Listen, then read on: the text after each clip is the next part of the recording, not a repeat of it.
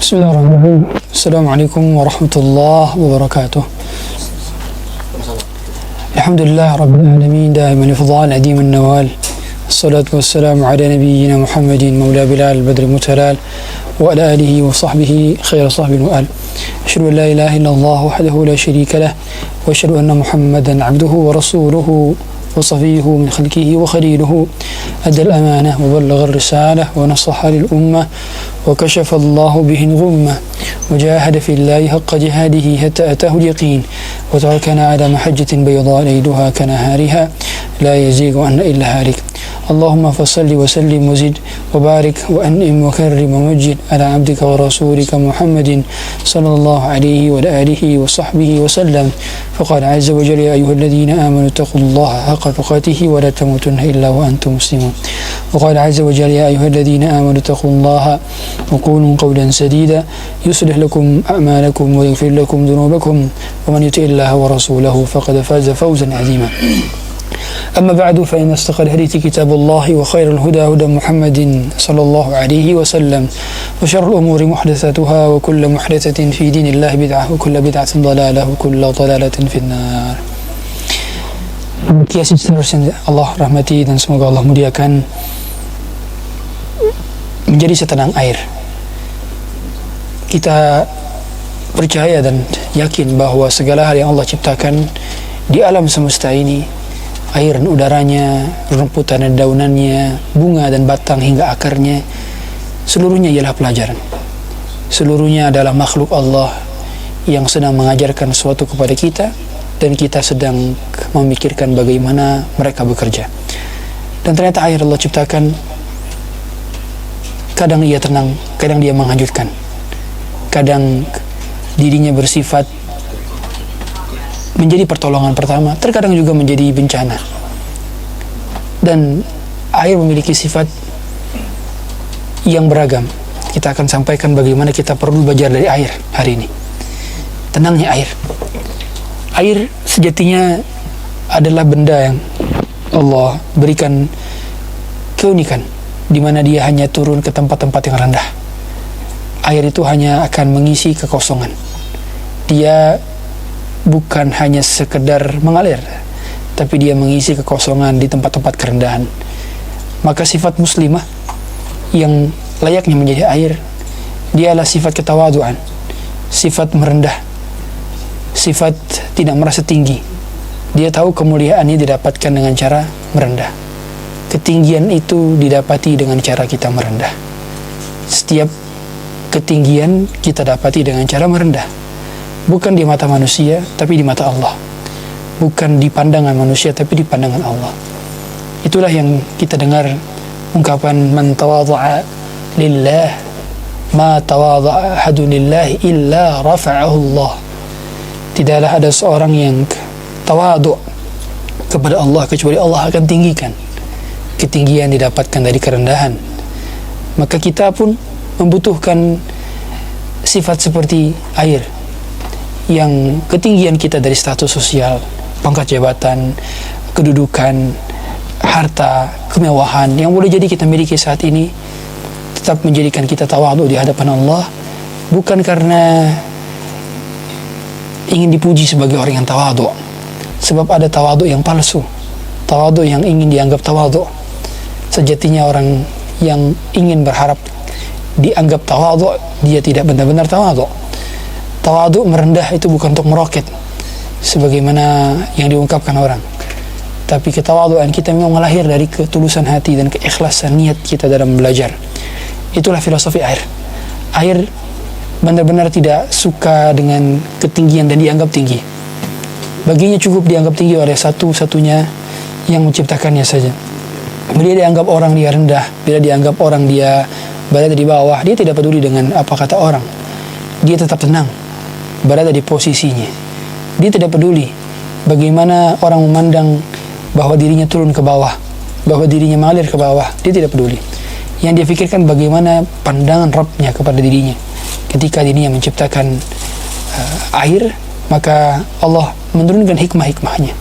Bahkan air juga didefinisikan dengan ketenangan. Ketika Allah menurunkan dari langit, Allah turunkan ketenangan dan air. Seringkali bahasa yang Allah turunkan, yang Allah sampaikan dalam Quran, wa anzala minas sama'i ma'an, Allah menurunkan dari langit berupa air. Kosakata yang sama, wa anzala sakinatahu fi qulubil mu'minin, dan Allah turunkan, lihat, kosa-kosa kata turun memiliki kemiripan dari segi objek antara air dengan ketenangan. Karena memang air setenang itu. Air datang dari langit, dan langit ada sumber ketenangan. Itulah mengapa ketika kita melihat ada hujan turun, kita sejak pertama kali hujan itu turun dianjurkan untuk hujan-hujanan. Dan budaya yang boleh jadi tidak lumrah di Indonesia adalah budaya hujan-hujanan, karena dianggap sakit nantinya. Padahal itu adalah sunnah Nabi SAW. Nabi ketika air hujan pertama kali turun, beliau langsung keluar dan langsung membasahi bajunya. Bahkan dia mengatakan, innahu hadithun ahdi rabbih, hadithu ahdi rabbih, sungguhnya sangat dekat dengan Tuhanku sebelumnya. Ini pertanda bahwa Allah berada di atas, karena kondisi air yang sebelumnya sangat dekat. Dan lihatlah, di dalam berbagai macam kehidupan kita, kita melihat segala sesuatu itu benar-benar bermula dari air. Air itu menghidupkan. Air menjadi sumber bagi peradaban. Bahkan peradaban-peradaban di peradaban sejarah itu benar-benar dimulai dari air. Kita lihat Persia hidup dari sungai Eufratnya. Kita lihat Mesir hidup dari sungai Nilnya. Kita lihat Ka'bah hidup dari air Zam-Zamnya. Dan kita melihat bahwa sumur-sumur yang berada di Madinah itu awal dari peradaban Madinah. Oleh karenanya Nabi SAW sangat menyuruh kita untuk menggali air yang berada di bawah ke dalam sumur, agar itu menjadi kehidupan bagi sekitar. Betapa air menjadi kehidupan. Bahkan Allah Ta'ala yang sendiri mengatakan bahwa Allah menciptakan alam semesta ini dari air. Dan kita pun terlahir dari air. Kita tahu dua air yang bertemu yang menjadikan adanya kita hari ini adalah air. Bahkan air juga memiliki makna yang lebih dalam daripada itu. Air yang jernih umumnya tidak akan menyimpan keruh dan kotoran. Kita melihat mengapa sungai, meskipun banyak orang yang bisa buang kotoran di sana, meskipun banyak orang yang bisa buang air di sana, tetapi sungai yang mengalir itu bisa menjadikan air tetap jernih dan tidak keruh, sebab dia mengalir. Apabila dirinya diam dan dia tidak bergerak, maka sungai tersebut tidak akan bisa jernih.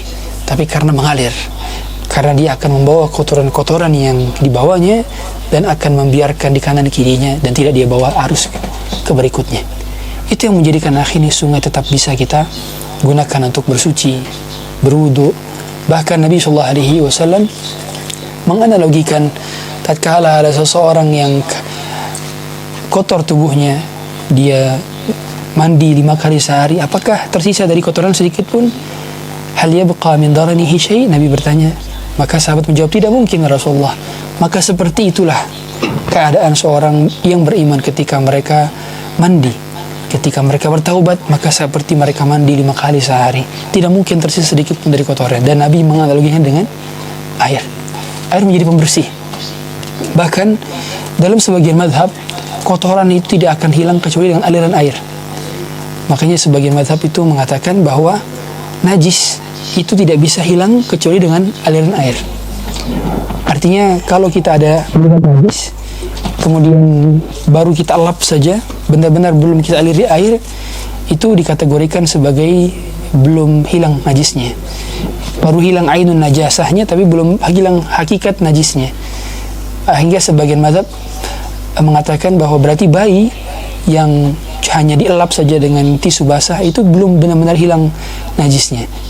Sebagaimana Nabi SAW saat beliau Arab Badui untuk mengambil, atau para sahabat untuk mengambil satu ember dari air untuk disiram, karena di situ difahami bahwa sekedar ditutup saja, bisa saja itu ditutup, karena bisa digali tanah di Masjid Nabawi. Saat itu Masjid Nabawi belum pakai keramik, jadi bisa saja digali kemudian ditutup, tapi Nabi tidak melakukan itu. Nabi mengalirinya dengan air. Sehingga para ulama sebagiannya mengatakan bahwa keafdolan dari menghilangkan najis itu ada 3 tingkatan. Yang pertama dengan air, yang kedua dengan istijmar atau dengan batu, baru yang ketiga dengan keduanya. Yang lebih afdal adalah dengan keduanya. Dan kalau tidak ada keduanya, maka yang lebih afdal adalah salah satunya, yaitu air. Sehingga bila kita katakan orang-orang bertinja dengan tisu, itu sah secara fikih, tetapi tidak afdal. Yang afdal ialah dengan air. Lihatlah bagaimana air menjadi salah satu hal yang menemani kita dalam wudhu kita, dalam mandi kita. Kita sangat dekat dengan air. Itulah wanita memang tenang itu seharusnya. Dan ketenangan air itu disebabkan karena fitrahnya dia merasa tahu bahwa dirinya itu bermakna, dia berguna, dirinya bersahaja, dirinya bermanfaat. Dia akan mengisi kekosongan-kekosongan. Maka sebagaimana kita dalam kehidupan ini, kita tidak dituntut untuk menjadi sempurna, tapi kita diperintahkan untuk mengisi kekosongan yang ada. Cari kekosongan-kekosongan itu pada pasangan kita, pada anak-anak kita, pada orang tua kita. Kita isi kekosongan-kekosongan itu sebagaimana air yang mengisi setiap lubang-lubangnya, air yang mengisi tiap lembah-lembahnya, dan air hanya turun ke dasaran lembah yang paling dalam. Maka lihatlah bagaimana ketenangan air bisa kita pelajari dari bagaimana air ini tidak berubah kondisinya. Dia tetap dinamakan sebagai air meskipun pindah tempat. Kita katakan ketika air tersebut di sungai, kita bilang air sungai. Ketika air tersebut berada di laut, maka kita katakan air laut. Tidak berubah. Kondisi yang membuatnya berubah hanya ketika terwarnai. Maka tidak katakan kita air kopi, tapi kita katakan itu kopi. Makanya para ulama mengatakan di antara syarat ma'ul mutlaq, air yang belum dinisbatkan dengan suatu hal. Jadi kalau dinisbatkan salah satu hal, maka air itu bukan menjadi tahir mutahhir, artinya tidak bisa dikatakan sebagai bersuci. Maka meskipun suci tapi ghair mutahhir, dia tidak dapat mensucikan karena dia bukan ma'ul mutlaq. Apa filosofinya? Para ulama mengatakan tangguhnya pendirian, kokohnya kekuatan yang menghujam seperti akar, itu yang menjadikan para wanita bisa tetap kokoh dalam pendiriannya bila dia faham makna dan keunggulan dirinya. Maka berbagai macam arus yang datang tidak menjadikan dirinya ternodai, terkotori, dan terlukai. Dia selalu faham kondisinya di mana dia butuh untuk bersih setiap saat, dan dia selalu mensucikan jiwanya. Dan lihatlah bagaimana kita belajar dari para sahabiat tentang ketenangan mereka dalam menjadi seperti ini. Saat kita tahu ibunda Aisyah saat difitnah munafik bahwa dikira dirinya berzina dengan Safwan bin Mu'attal as-Sudami, apa yang dikiranya katakan? Inni la ajidu qawlan, aku tidak mendapati satunya perkataan illa qawla Abi Yusuf, kecuali perkataan dari ayahnya Yusuf, yaitu Ya'qub. Ulama mengatakan saat itu ibunda Aisyah lupa dengan namanya Ya'qub, maka beliau menisbatkan ayahnya Yusuf kecuali dengan ayahnya Yusuf, yaitu Ya'qub. Maka beliau mengatakan sabrun jamil wa ala ma tasifun. Ketenangan kita itu sangat terlihat tatkala kita mendapatkan ujian. Saat kita berada dalam masalah, saat kita berada dalam kerapuhan, saat kita berada dalam problematika kehidupan yang terus berjalan, ketenangan itu dibutuhkan. Rasulullah SAW yang menjadikan beliau bertahan dalam berdakwah berawal dari ketenangan istri yang memberikan selimut hangat di malam hari yang gelap pada saat beliau bertemu dengan malaikat Jibril dalam rupa aslinya. Ketenangan itu dimulai dari istri, ketenangan itu dimulai dari wanita. Makanya kita lihat di antara hikmah mengapa perintahkan kita untuk menikah, wa min ayatihi an khalaqalakum min anfusikum azwajan litaskunu ilaiha, agar kalian mendapatkan ketenangan. Ketenangan itu didapat dari pasangan. Dan Allah di sini berbicara kepada laki-laki bahwa ketenangan kalian didapat dari istri kalian. Maka istri harus memberikan sifat tenang. Bagaimana mungkin dia dapat menenangkan kalau dirinya tidak tenang? Karena ketenangan itu didapatkan dari orang yang tenang. Bukankah Rasulullah SAW yang justru menenangkan Abu Bakar Siddiq ketika beliau berada di dalam Gua Thaur. Saat itu kita mengetahui bahwa Rasulullah SAW yang diancam dibunuh. Orang-orang mencari beliau, memberikan 100 ekor unta bagi yang mendatangkan jenazah beliau hidup maupun mati. Tapi lihat, ketika yang ketakutan adalah Abu Bakar, saat di bibir gua atau di mulut gua ada kaki yang sudah terlihat, kaki mereka, lau nadhara ila tahta qadamaihi la absarana, seandainya mereka melihat ke bawah kaki mereka, mereka akan melihat kami. Apa yang dikatakan Nabi SAW Allah abadikan dalam Quran, la tansuruh faqad nasarahu Allah yang akan menolong. Idh akhrajahu alladhina kafaru, tatkala orang kafir mengusir mereka berdua. Hanya ada berdua orang, tidak 3, 4, 5, hanya berdua. Huma fil, ketika mereka berdua berada di dalam goa. Idh yaqulu li sahibihi la tahzan, ketika seorang tenang ini menenangkan, dan dia berkata kepada kawannya, sahabatnya, karibnya, la tahzan, janganlah sedih. Innallaha ma'ana, sungguhnya Allah bersama kami, Allah bersama kita, Allah bersama diriku dan dirimu. Orang yang tenang bisa menenangkan. Orang yang ketakutan, gelisah, dia tidak bisa menenangkan orang, yang membuat orang panik. Betapa sering kita panik gara-gara di kanan kiri kita ada orang panik. Betapa sering kita tenang gara-gara di kanan kita orang tenang. Maka kita butuh sakinah. Dalam menyelesaikan problematikanya dia butuh tenang. Bukan banyak sekali skill-skill dalam kehidupan kita ini yang membutuhkan ketenangan. Sebagai contoh berenang, 50% skill untuk bisa bertahan ketika di tengah-tengah lautan itu bukan skill gerakan, bukan skill ayuhan kaki, bukan skill gerakan tangan. Skill yang sangat menentukan keselamatan kita ketika kita berada di tengah-tengah lautan adalah skill tenang. Ketenangan itu membuat kita daya apungnya lebih tinggi dibandingkan orang yang tidak tenang. Karenanya orang-orang yang tidak tenang sangat sulit untuk bisa memiliki daya apung ketika berada di atas air. Itu yang menjadikan diving tidak membutuhkan skill berenang. Orang yang diving membutuhkan skill tenang lebih dominan dibandingkan skill gerakan kaki dan tangan. Banyak sekali dalam kehidupan kita seperti pilot. Pilot akan menggapai turbulensi yang sering ketika melewati awan-awan. Dan kalau dia tidak punya skill tenang, dia akan gegabah dan akan manuver aktivitas yang tidak benar secara SOP-nya. Kita lihat betapa banyak orang-orang yang berisiko tinggi dalam pekerjaannya sehari-hari, tapi mereka tetap mendapatkan ketenangan dan menyelesaikan problematika mereka dengan baik. Begitu banyak kejadian kita kalah, kita jatuh, kita benar-benar tidak maksimal hanya karena tidak tenang, bukan karena kita tidak tahu ilmunya. Dan ternyata benar, menurut penelitian, saat kita tidak tenang, kita tidak menggunakan otak bagian depan, kita menggunakan otak bagian tengah, yang itu seringkali membuat keputusan kita keliru dan salah. Keputusan bijak, keputusan baik, keputusan yang indah itu benar-benar lahir dari prefrontal cortex, yaitu otak bagian depan, yang buat kita berpikir lebih logis, berpikir lebih rasional, dan kelogisan itu seringkali lahir dari ketenangan. Dari ketenangan. Lihatlah saat Ummu Salamah berada di tengah-tengah 1.400 pasukan mujahid, orang-orang hebat semua. Bagaimana tidak? Mereka telah tercatat sebagai penghuni surga sebagian di antaranya. Mereka juga tercatat pernah ikut perang Badar. Mereka pernah ikut perang Uhud.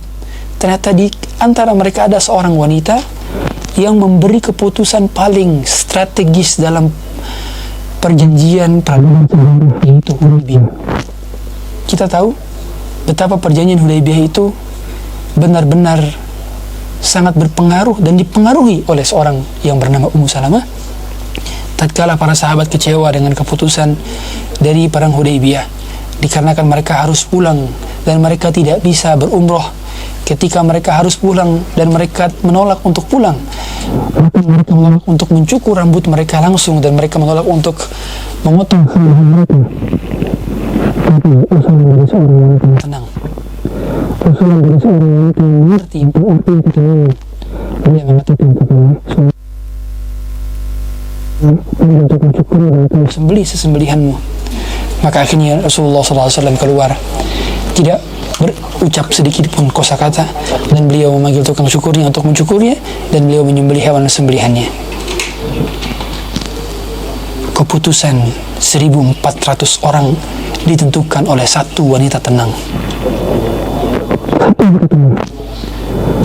Melihat tatkala Nabi SAW datang pada saat ketakutan, ada suatu hal yang menimpa beliau. Seorang Nabi, jeniusnya sudah tidak dibayangkan, kecerdasan di atas rata-rata manusia, piawaian, kebijaksanaannya, bahkan beliau mendapatkan gelar ilmu. Karena begitu ada peristiwa yang belum pernah beliau alami sebelum beliau ketakutan. Tandanya secerdas-cerdasnya laki-laki, sehikmah-hikmahnya laki-laki, sebijaksana laki-laki, tetap butuh wanita yang tenang di sampingnya. Tetap butuh wanita yang tenang di sampingnya. Kita tidak akan benar-benar tenang bila kita tidak didampingi oleh seorang wanita yang tenang. Bagi laki-laki, maka ketenangan itu adalah sunatullah yang Allah berikan berupa wanita-wanita yang salihah di samping laki-laki yang saleh. Dan lihatlah ketenangan yang sama yang dimiliki oleh seorang ketika berada di dalam majelis ilmu, ketenangan yang juga Allah sampaikan di dalam ayat surah Ar-Rum ayat 21, sakinah, ayat sakinah. Dan betapa sering ungkapan kita ketika kita mengucapkan selamat pernikahan atas keberkahan yang orang dapatkan pada saat mereka menikah, kita mengucapkan semoga samawa, ya, sakinah, mawaddah warahmah. Kita mendoakan ketenangan yang didapatkan. Betapa butuhnya kita terhadap ketenangan. Dan ketenangan bukan semata-mata gift, artinya bukan semata-mata bakat. Ketenangan adalah latihan. Ketenangan juga bermakna pengorbanan. Ketenangan juga bermakna perjuangan.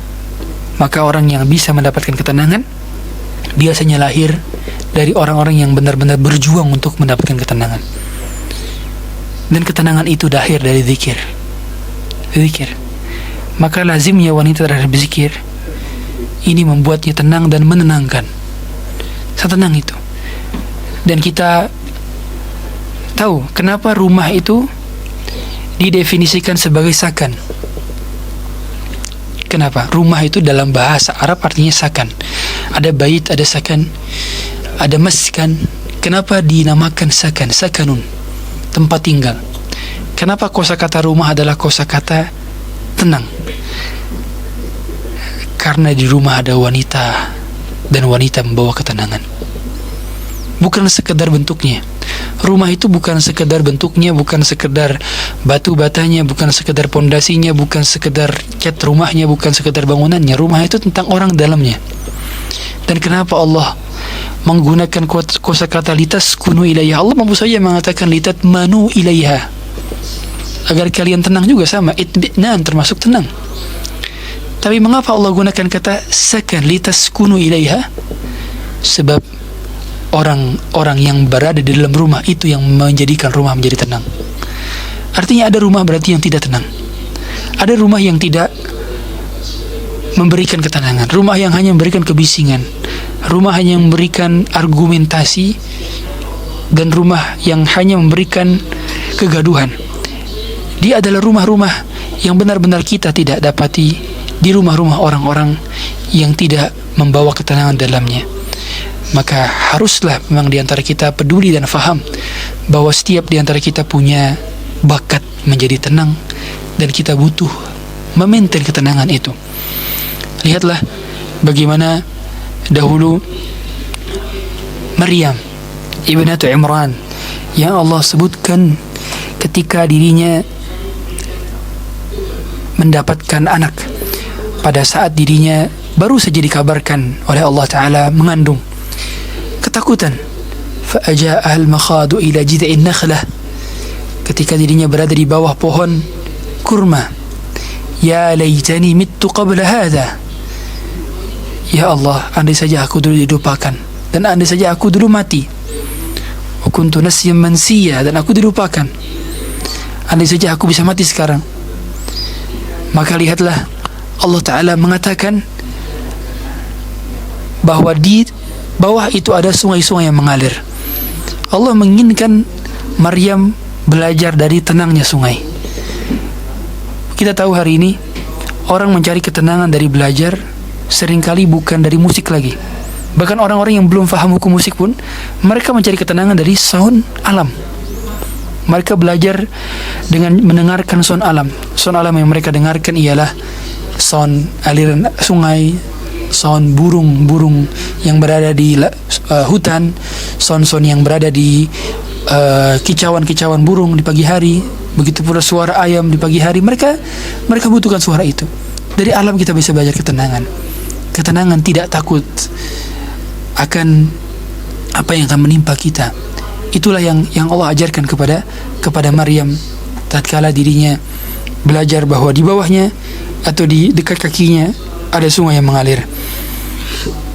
Hadirin hadirat Allah Subhanahu wa taala, ketenangan bisa lahir dari kebanyakan kita mengingatnya. Mengapa hari ini kita tidak tenang? Karena yang kita ingat bukan Allah. Yang kita ingat adalah manusia. Yang kita ingat adalah dosa-dosa orang. Yang kita ingat adalah kesalahan-kesalahan orang. Kalau hari-harinya yang kita ingat dominan ialah bagaimana perbuatan orang kepada kita, maka kita akan sulit tenang. Allah Ta'ala yang sudah berkali-kali kita dengar firman-Nya, ala bidzikrillahi tatma'innul qulub. Ketenangan itu lahir dari mengingatnya, bukan dengan mengingat manusia. Tidak akan pernah kita dapati ketenangan dari mengingat fulan A, fulan B, fulanah A, fulanah B. Tidak akan kita dapati ketenangan selama di benak kita masih ada ingatan A, ingatan B. Tidak akan kita dapati ketenangan. Lihat seorang yang Allah pilih sebagai hambanya yang terpilih, bahkan sebagai hambanya yang ikhlas. Allah katakan, innahu min ibadina al-mukhlasin. Sesungguhnya hambaku ini adalah hamba-hamba yang ikhlas. Dia adalah Nabi Yusuf. Nabi Yusuf sama sekali tidak mengungkit bagaimana kesalahan-kesalahan saudara-saudaranya. Tatkala dirinya mendatangkan keluarganya untuk duduk, berawal dari ayah ibunya duduk di atas singgasana, wa kharru lahu sujada, mereka semua sujud kepada Nabi Yusuf. Nabi Yusuf sama sekali tidak mengungkit kesalahan-kesalahan mereka. Karena pengukitan kesalahan manusia sama seperti mengingat manusia. Itulah mengapa kita diperintahkan untuk bukan hanya sekedar memaafkan, tapi juga melupakan. Keikhlasan kita dalam memaafkan adalah dengan melupakan. Karena kita tahu semua, memori handphone kita, kalau kita sekedar delete saja, itu belum benar-benar menghapuskan dan meluangkan space memori di HP kita. Atau sederhananya, saat kita menggunakan Microsoft, ketika kita ingin menghapus file itu tidak langsung terhapuskan begitu saja. Dia akan masuk ke recycle bin. Dan masuknya file ke recycle bin tidak membuat kapasitas RAM kita itu menjadi longgar, tidak. Kita akan benar-benar longgar memori kita di dalam memori komputer kita setelah kita menghapus semua hal yang berada di recycle bin. Begitu pula handphone kita. Saat kita mendelete satu file, contohnya kita mendelete satu file foto dan kita bisa melihatnya kembali di file recently deleted, file yang baru saja dihapus. Dan file ini tandanya belum benar-benar terhapus. File itu masih ada. Dan ketika file itu masih ada, space memori kita masih sama. Yang membuat kita tidak lowong adalah tidak benar-benar melupakan. Ingat, ketenangan itu lahir dari benar-benar melupakan.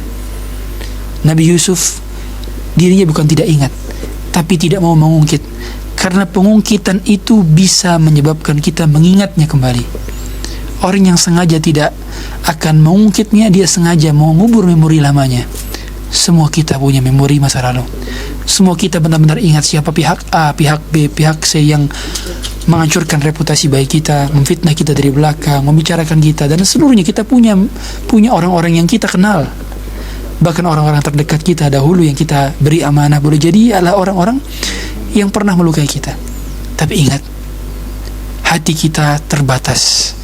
Sebagaimana setiap memori handphone, sebegitu besarnya 2 terabyte kah, 1 terabyte kah, tetap ada batasannya. Apalagi hati yang Allah ciptakan begitu kecil. Jantung hati kita lebih kecil daripada benda-benda lain, maka dia pun terbatas.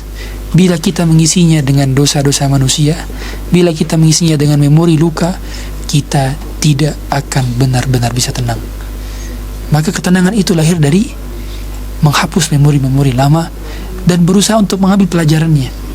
Tatkala Nabi Yusuf dirinya berhasil menjadikan keluarganya datang, maka beliau mengungkit kebaikan Allah. Beliau sama sekali tidak mengatakan, saudaraku dulu kalian membuatku jatuh ke dalam sumur, memfitnahku dari belakang, hingga aku dijual ke pasar, hingga aku dijadikan sebagai seorang budak, hingga aku menjadi pelayan, hingga aku dipenjara, hingga aku difitnah di penjara, dan seterusnya. Tidak beliau ceritakan. Dalam alur ceritanya ketika beliau mampu bercerita, seseorang ketika berada di atas ujian adalah dalam hal cerita.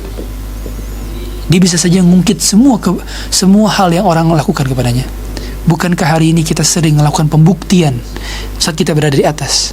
Dan bukankah kita mampu saja menceritakan semua masa lalu kita ketika kita sudah berada di atas? Itu yang dimiliki oleh Nabi Yusuf, tapi beliau tak melakukannya. Beliau mengatakan, qad ahsana bi, Allah telah berbuat baik kepadaku. Idh akhrajani minas sijni, Allah telah mengeluarkanku dari penjara. Wa jaa'a bikum minal badwi, dan Allah telah mendatangkan kalian dari pedalaman. Min ba'di an nazagha asyaitanu baini wa baina ikhwati, setelah syaitan memisahkan antara diriku dengan saudara-saudaraku. Inna rabbi latiful lima yasha, sungguhnya Tuhanku maha lembut kepada apapun yang dia kehendakinya. Maka yang membuat Nabi Yusuf bisa menjadi hamba pilihan, agar kita bisa menjadi hamba yang ikhlas. Jadi karakter orang ikhlas ialah karakter mudah lupa dengan kesalahan orang.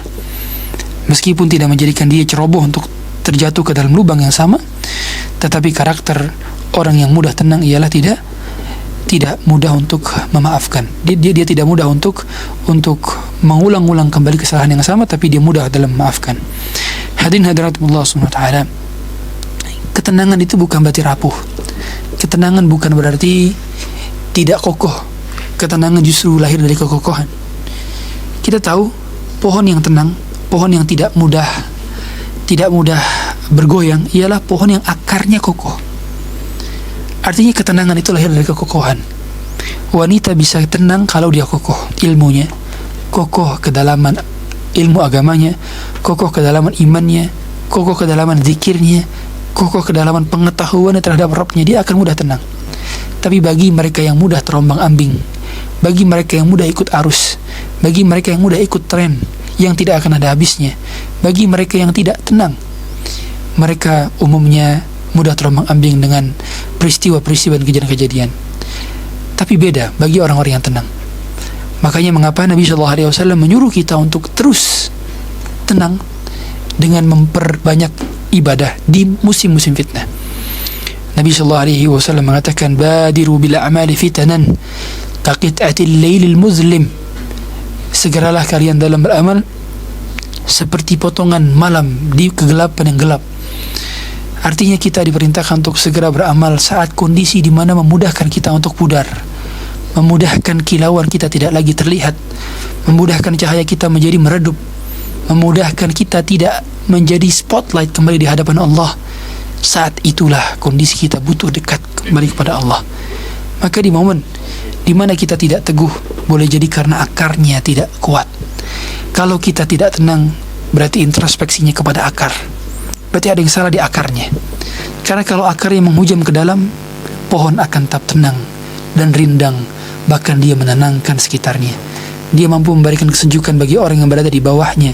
Dia mampu memberikan buah-buahan yang jatuh dari atas ke bawah dan dinikmati oleh orang yang berada di bawahnya. Tapi bila akarnya tidak tenang, akarnya tidak menghujam, maka bagaimana mungkin batang pohon bisa kuat berada di atasnya? Makanya Allah Ta'ala mengatakan, asluha sabitun wa far'uha fis sama. Sebelum Allah menyatakan akar yang menjulang ke langit, Allah sampaikan akarnya dahulu yang menghujam ke bawah. Bukan tentang bagaimana atasnya yang rindang, tapi Allah menjelaskan bahwa semua ketenangan diawali dari kekokohan. Maka kekokohan kita dalam beragama membuat kita tenang dan tidak kebingungan. Banyak hari ini kita bingung untuk menentukan keputusan, plan dan tidak tahu arah yang mana yang benar, mana yang salah.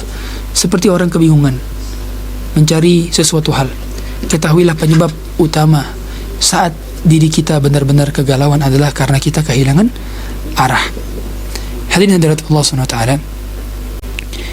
ketenangan itu benar-benar lahir juga dari momen-momen yang tidak bising. Ketenangan lahir dari momen yang tidak bising, dari tempat yang tidak bising. Dan tempat paling tidak bising di dunia ini adalah rumah. Tempat paling tidak bisingnya wanita adalah rumah. Ketenangan Anda dapatkan di rumah, dan ketenangan Anda ciptakan di rumah.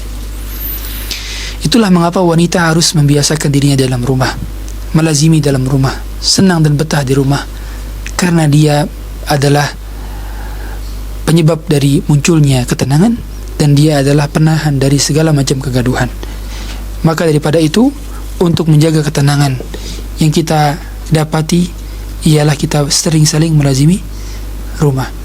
Karena itulah mengapa wanita dilarang untuk menjadi pemimpin suatu negara, pemimpin suatu negeri, menjadi hakim, karena itu dapat mengikis ketenangannya. Karena kalau wanita sudah gaduh, kalau wanita sudah berani untuk terlalu banyak tampil, dilihat oleh laki-laki, kalau wanita sudah senang ketika dirinya dilihat oleh yang bukan mahramnya, disitulah letak mulai kegagalan dari sebuah peradaban. Semua peradaban punya peran besar dari wanitanya.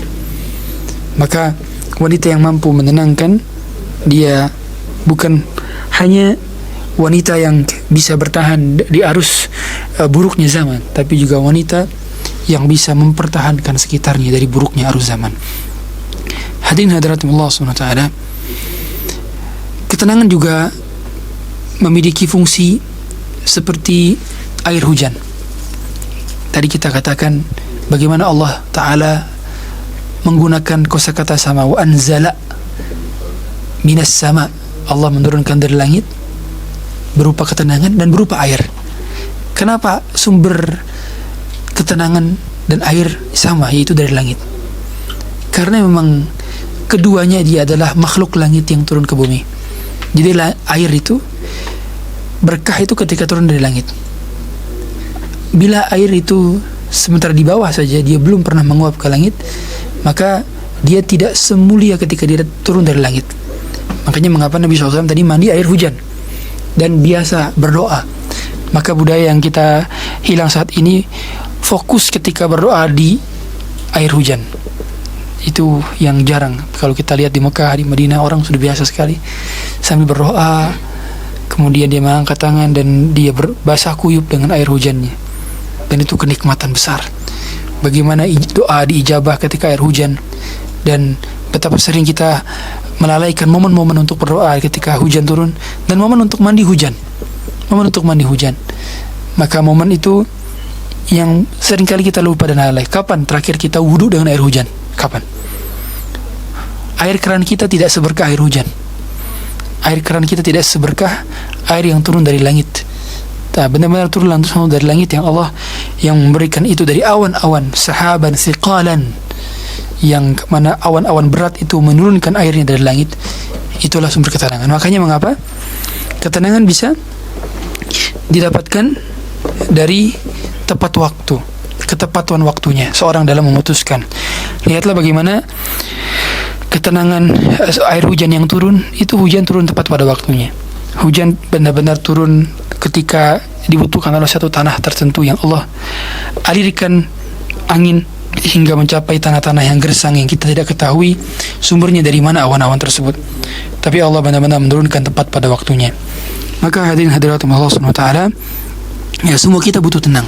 Semua kita butuh seperti para sahabiyat, wanita-wanita terbaik. Skill mereka adalah skill tenang. Ketenangan adalah sebuah skill yang perlu kita acquire. Selain skill masak, selain skill driving, selain skill mencuci, selain skill soft skill lainnya, ketenangan adalah soft skill tertinggi seorang wanita. Dan betapa banyak orang-orang hari ini yang benar-benar membutuhkan skill ketenangan, dan betapa banyak ketenangan itu diawali daripada pengalaman, ilmu, dan kedalaman dirinya. Apa yang dirasakan oleh Nabi Musa dan Bani Israel sama. Pemandangan mereka sama. Di depan mereka ada lautan, di belakang mereka ada Firaun dan bala tentaranya. Tapi Nabi Musa merasa bahwa tidak perlu takut, dan Nabi Musa berada dalam kondisi yang paling tenang, sedangkan Bani Israel gelagapan. Nabi Musa tenang, kondisinya tidak takut seperti Bani Israel ketakutan tatkala melihat tidak ada nyawa lagi. Tapi pertolongan Allah sangatlah dekat bagi orang-orang yang yakin. Artinya ketenangan lahir dari keyakinan yang mendalam. Setiap dari kita yang benar-benar yakin, maka kita akan dapati ketenangan, karena iman itu melahirkan rasa tenang. Nabi Ibrahim pun demikian. Bahkan ketika ditanya oleh malaikat Jibril, maukah mendapatkan bantuan dan pertolongan, maka beliau mengatakan, amma ilaika fala wa amma ilallahi fana'am. Adapun kepada engkau maka tidak, adapun kepada Allah maka ya. Sampai malaikat Jibril saja menawarkan bantuan, tapi tidak digubris oleh Nabi Ibrahim. Begitu pula ungkapan yang diucapkan oleh Nabi Musa, kalla inna ma'iya rabbi sayahdin. Tuhanku ada membantuku dan memberiku hidayah. Adapun diri kalian yang merasa tidak yakin, kalian tidak akan pernah mendapatkan ketenangan. Dan ketenangan itu selalu bersifat nyata dan tidak semu. Kalau ada ketenangan yang sebentar, dia bukan ketenangan. Maka kita tidak akan mendapatkan ketenangan dari musik. Kita tidak akan pernah mendapatkan ketenangan dari keramaian orang yang membicarakan keburukan. Kita anggap itu sebagai ketenangan. Kita nyaman berada di mereka, kalau kita tidak sedang mendapatkan ketenangan. Ketenangan itu benar-benar lahir dari ketakwaan. Siapa yang bertakwa, Allah berikan dia jalan keluar, dan jalan keluarnya berupa ketenangan. Boleh jadi solusi yang Allah berikan pertama kali dari orang beriman itu bukan langsung selesainya masalah, atau dikatakan selesainya masalah itu berawal dari ketenangan yang kita dapatkan. Makanya tatkala seorang mendapati musibah, apa yang diucapkan? Inna lillahi wa inna ilaihi rajiun. Mengapa dia perlu mengucapkan demikian? Dia butuh acquiring skill pertama, pengobatan langkah pertama saat orang mengalami rasa sakit ialah tools berupa ketenangan. Alat-alat itu berupa ketenangan, dan itu yang akan memudahkan kita dalam mengarungi berbagai macam problematika kehidupan, apalagi yang beragam. Dan orang-orang yang punya skill tenang umumnya tidak akan pernah terlalu sibuk dengan perkara remeh-temeh. Dia akan sibuk dengan hal-hal besar. Dia akan mudah untuk mengabaikan hal-hal yang sifatnya tidak signifikan dalam kehidupannya. Apabila hal tersebut tidak menambah amal solehnya dan tidak membuat dia semakin bertakwa, maka dia tinggalkan. Maka dia hidupnya berkualitas, karena dia punya rasa tenang dan dia tidak terganggu dengan omongan orang. Dia tidak terganggu dengan komentar orang. Dia tidak terganggu dengan pembicaraan orang. Dia benar-benar tidak terganggu dengan apa yang orang sampaikan kepadanya, karena dia punya skill tenang. Dan dia tahu bahwa buah yang busuk akan jatuh sendiri dari pohonnya tanpa perlu dijatuhkan, karena orang tidak akan pernah berada di ketinggian yang lama kecuali dia busuk sendiri. Maka hadirin hadirat Allah SWT, milikilah skill ini dan Allah akan berikan kebahagiaan.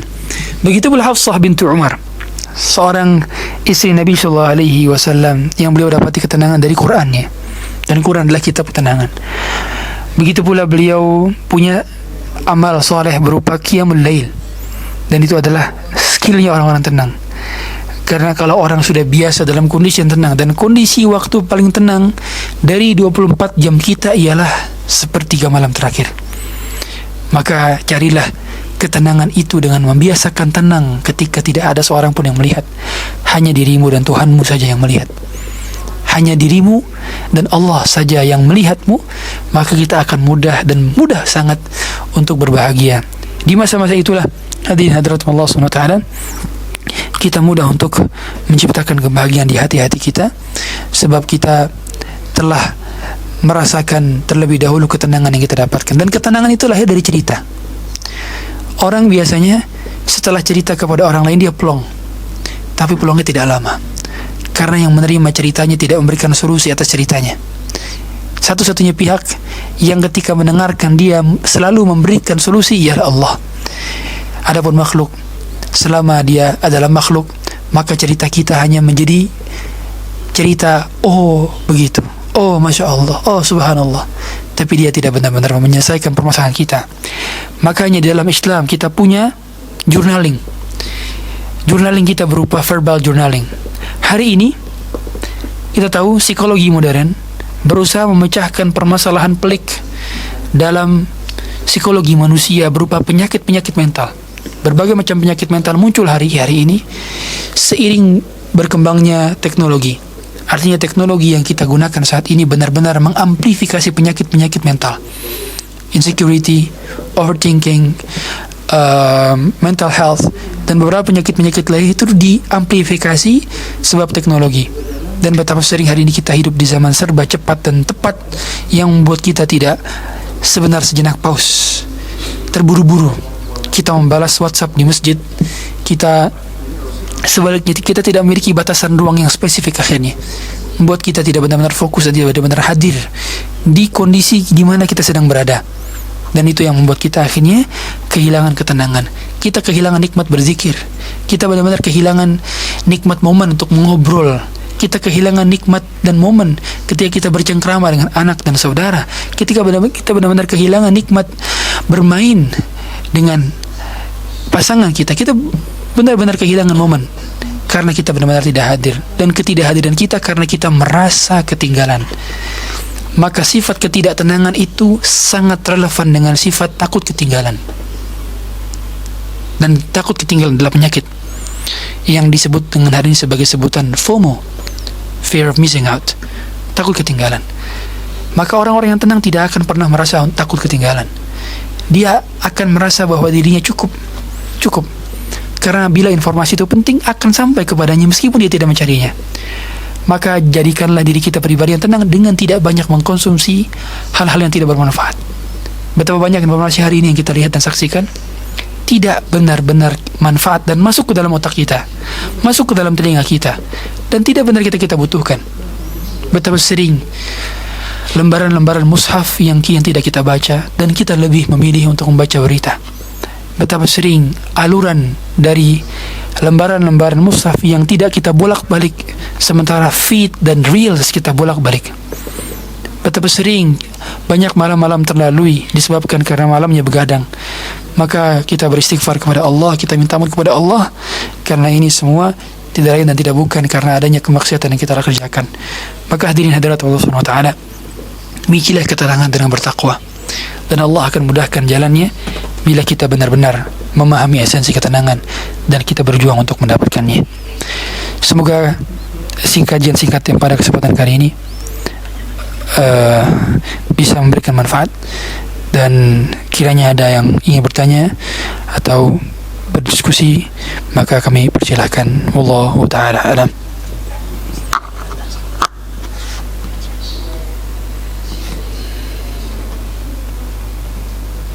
Ya, alhamdulillah, jazakallahu khair Ustaz atas tausiahnya. Baik, kami membuka beberapa pertanyaan yang sudah masuk lewat chat.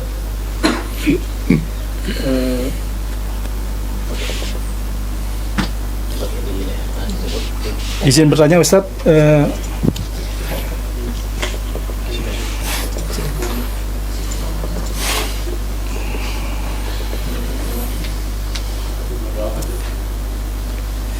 bagaimana cara menanamkan ketenangan ketika kita bertubi-tubi menghadapi ujian, Ustaz? Kadang kita mencoba berzikir dan segala macam ibadah lain, tapi sesekali tetap ada rasa cemas dan ketakutan, Ustaz. Barakallahu fiik. Zikir itu Ibn Aun mengatakan zikrullahi dawa. Zikir adalah obat. Mengingat Allah adalah obat. Dan obat itu kalau dirasa tidak ampuh maka ditambah dosisnya. Ketika kita sakit kepala, dan kita minum obat 1 pil merasa tidak ampuh, maka ditambah dosisnya. Saya sakit gigi pernah ketika kemarin, dan saya ngerasa ini belum ampuh, saya tambah dulu misalnya. Dan begitu pula kita dalam hal ruqyah, berdoa, berzikir, kita butuh menambah dosis ketika kita dirasa ini belum berimpact apa-apa. Ingat tatkala Nabi SAW didatangi oleh seorang yang sakit, saudaranya sakit. Ya Rasulullah, saudara saya sedang sakit. Maka Nabi katakan, beri dia madu. Dia pulang dan dia beri dia madu saudaranya. Ya Rasulullah, tetap ya Rasulullah, dia tetap sakit ya Rasulullah, saya beri madu. Beri dia madu. Datang lagi, ya Rasulullah, tetap saja sakit ya Rasulullah, beri dia madu. Sampai berkali-kali Nabi SAW sampaikan, ketika dia mengatakan, ya Rasulullah, saudara saya tetap sakit ya Rasulullah perutnya. Maka Nabi mengatakan, perut saudaramu dusta, adapun madu ini benar. Betapa kekuatan wahyu ini mampu mengalahkan rasa sakit. Maka betapa sering kita tidak percaya atas Allah yang memberikan pengobatan. Betapa sering kita tidak percaya bahwa Quran yang kita baca benar-benar memberikan ketenangan. Karena semua tergantung kepada keyakinan. Berarti keyakinan kita bahwa zikir itu dapat menenteramkan tidak seyakin itu. Tidak seyakin itu, tidak benar-benar seyakin itu. Karena bila benar-benar kita benar-benar yakin bahwa Quran adalah penenang dan dia adalah obat. Ya Allah sudah katakan dalam Quran, Shifa'un lima fis sudur. Dia adalah obat bagi yang berada dalam hati. Wa rahmatan lil alamin, dia adalah rahmat bagi alam semesta. Wa hudan lil alamin, dia adalah hidayah bagi alam semesta. Mustahil janji Allah diingkarinya. Maka semua kita harus yakin, tapi keyakinan ini yang akan mendatangkan kesembuhan. Kita tahu dalam istilah psikologi ada namanya placebo effect. Seseorang itu biasanya dia meyakinkan sesuatu hal, dia yakin terhadap suatu hal, itu membuat dia akhirnya seperti tersugesti dan membuat dia akhirnya merasa sehat sembuh. Kalau dia saja dikatakan yakin terhadap suatu hal yang tidak real, dia bisa sembuh. Apalagi orang-orang yang benar-benar mendapatkan pertolongan dari Allah dan bukan sekedar dia ilusi saja. Makanya ada anak-anak yang kalau sakit, padahal sakitnya jatuh, orang tuanya mengatakan sini ditiup, anaknya merasa tidak sakit lagi, hanya ditiup. Karena ada keyakinan bahwa tiupan orang tua itu dapat menyembuhkan. Itu makhluk yang sudah pasti tidak dapat membuat mudarat dan membuat manfaat. Makhluk tidak dapat la yanfa' naf'an wa la yadurru durran. Tidak dapat memberikan mudarat, tidak dapat memberikan manfaat. Tapi Allah ad-dhahr an-nafi', dialah pemberi manfaat dan pemberi mudarat yang dapat menyembuhkan yang sakit dan menyakitkan yang sembuh. Dia dapat mematikan yang hidup dan menghidupkan yang mati. Dia dapat mendekatkan yang jauh dan menjauhkan yang dekat. Dia dapat melakukan segalanya yang bukan sekedar ilusi belaka.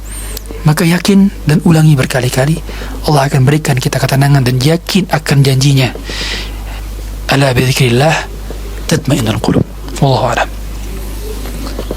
Ya, selanjutnya Ustaz, bagaimana menghadapi ibadah, mendapatkan ketenangan ibadah ketika dalam ibadah tersebut ternyata dipertentangkan oleh para ulama, atau ada istilah ikhtilaf para ulama.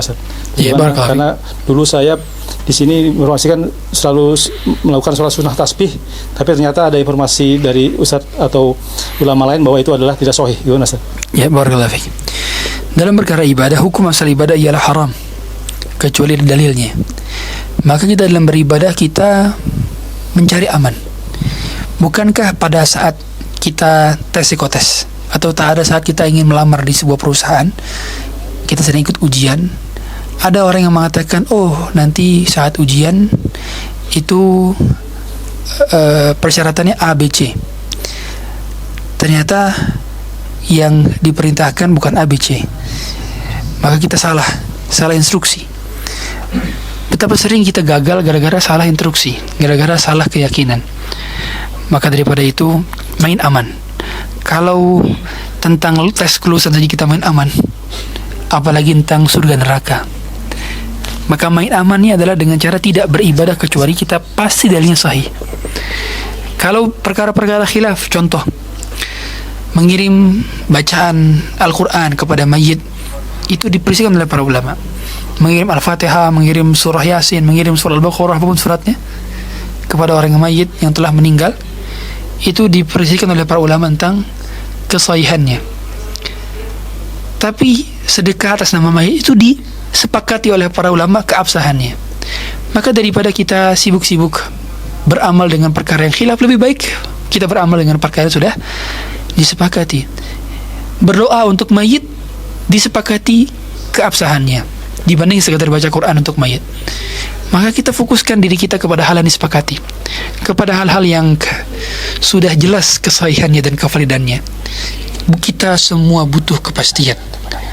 Maka jangan cap-cip-cup dalam beribadah. Jangan gambling dalam beribadah. Gambling kita itu membawa blunder besar. Maka amalkan yang sahih-sahih saja dan amalkan yang pasti-pasti saja. Niscaya kita akan dapati kemudahan dalam kehidupan dan tidak akan bingung menentukan mana yang benar, mana yang salah. Wallahu a'lam. Baik, selanjutnya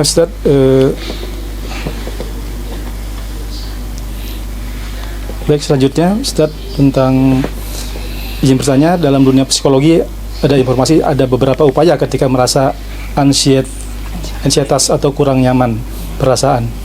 Dianjurkan untuk membaca atau journaling. Bagaimana pendapat Ustadz dalam hal ini? Barakallahu fiik. Journaling itu ada dua. Ada namanya literal journaling, ada verbal journaling. Ada bentuknya nulis, ada bentuknya bicara. Dan secara psikologi manusia memang butuh untuk cerita.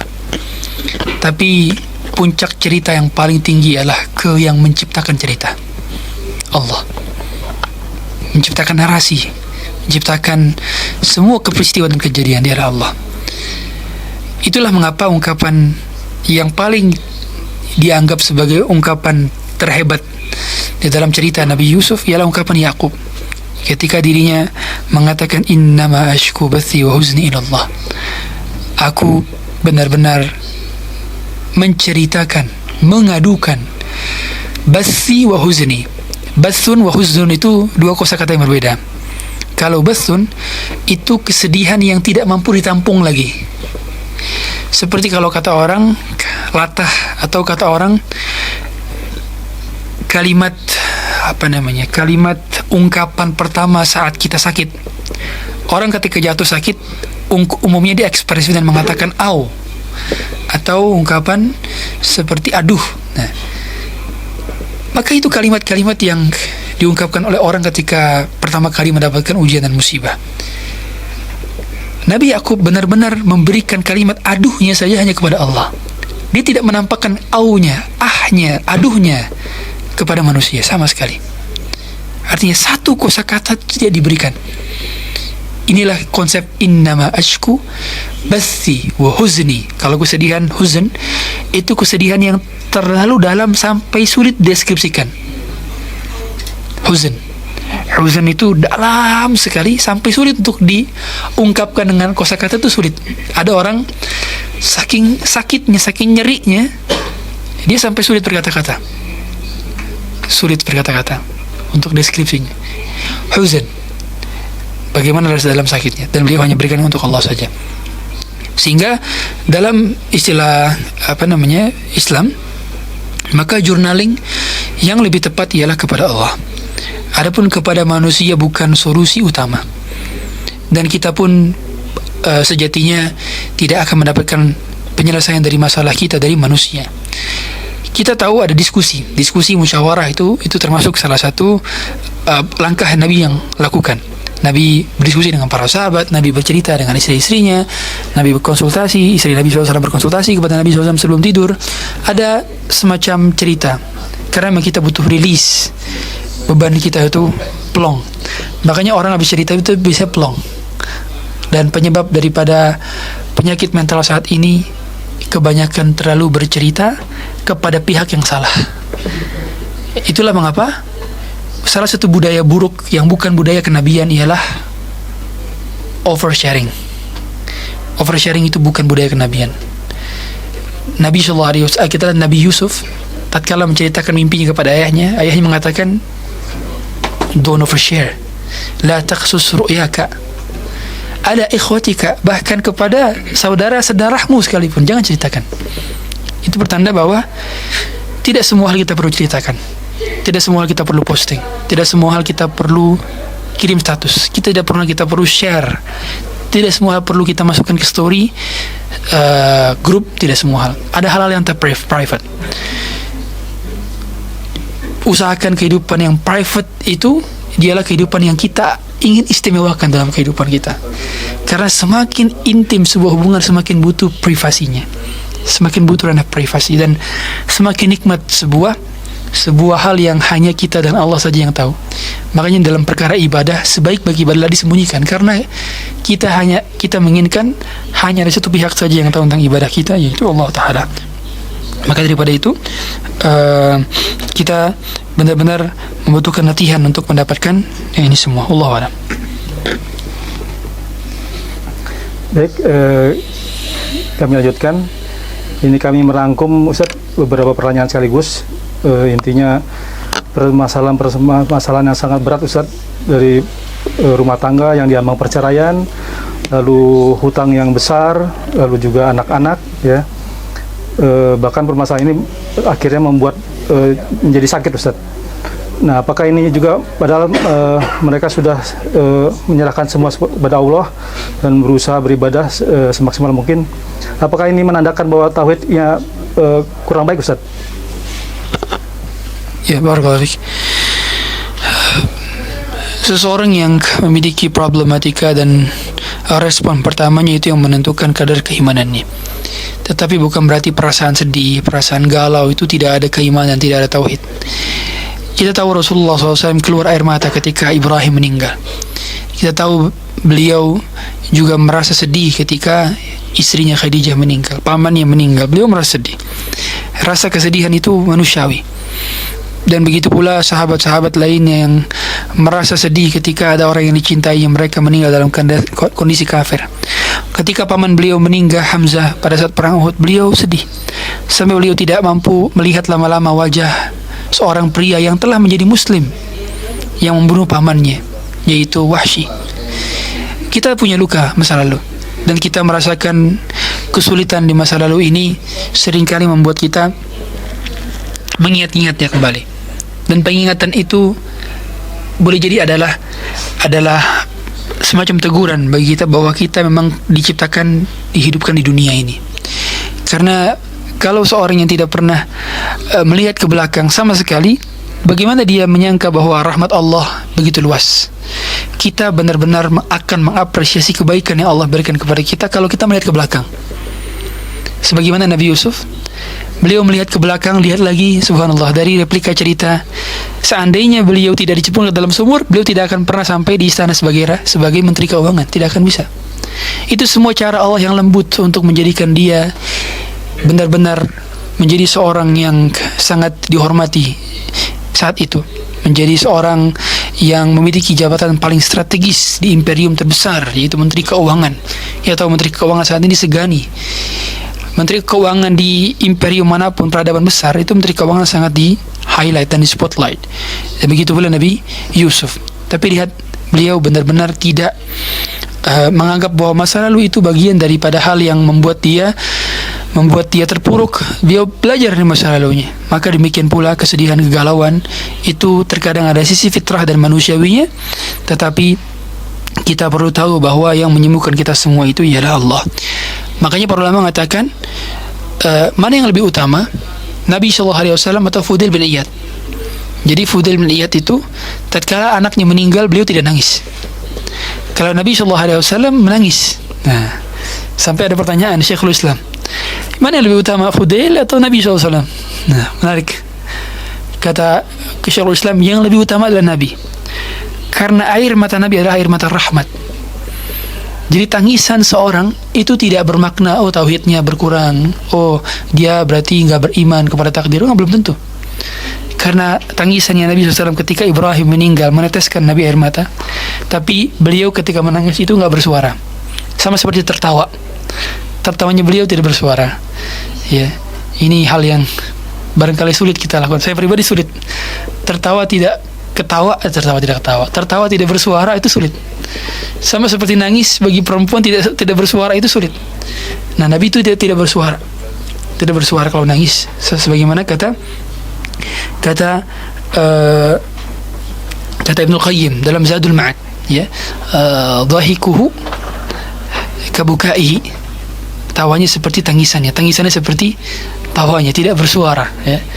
Dan Nabi menangis, dan Nabi mengatakan innal aina la tadma, sungguhnya mata ini tidaklah mampu lagi membendung airnya. Wa innal qalba la yahzan, betapa duka yang dirasakan oleh hati dalam dada. Wa inna bifiraqika ya Ibrahim la mahzunun, kami sangat sedih yang mendalam atas kepergian engkau wahai Ibrahim. Hal demikian yang membuat Nabi SAW sedih adalah sedih manusiawi, tidak mengurangi rasa sedih itu selama kita tidak mengeluhkannya kepada manusia, dan selama kita percaya bahwa itu takdir Allah, kita ridho dengan keputusan Allah. Itu yang menjadi poinnya, ya. Karena kalau titik krusialnya itu, boleh jadi orang nggak sedih sama sekali tapi dia benci kepada keputusan Allah, maka sama saja dia berdosa. Tapi ada orang yang sedih tapi yakin akan keputusan Allah dan dia ridho dengan keputusan Allah, maka dia berpahala karena ridhonya. Itu patokannya dari amalan hati. Wallahu a'lam.